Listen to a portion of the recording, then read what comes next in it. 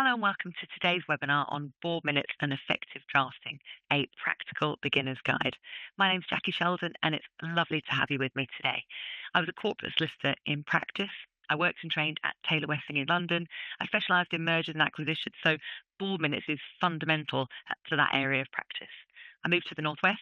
I was at Panonis and Hammonds in the Northwest, again specialising in mergers and acquisitions, particularly private equity and venture capital, so heavily driven by board minutes.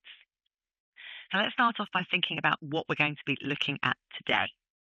Now, you can see that we've got quite detailed learning outcomes today, but they all stem from thinking about the key areas in relation to board minutes.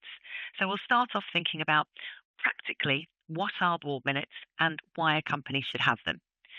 I'm going to briefly touch on directors' written resolutions because you can, in some circumstances, use those instead of having a live board meeting.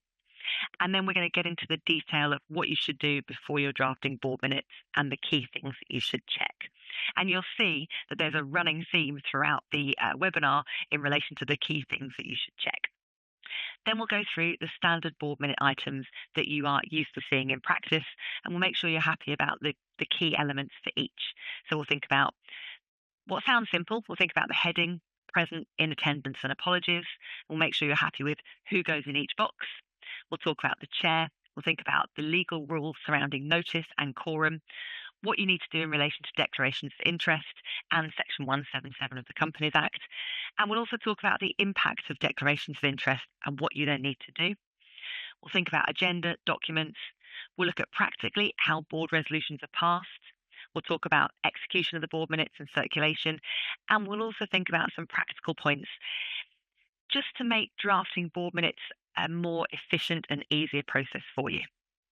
Now, as a separate note for today's webinar, whenever I talk about the model articles, I'm referring to the model articles for a private company limited by shares.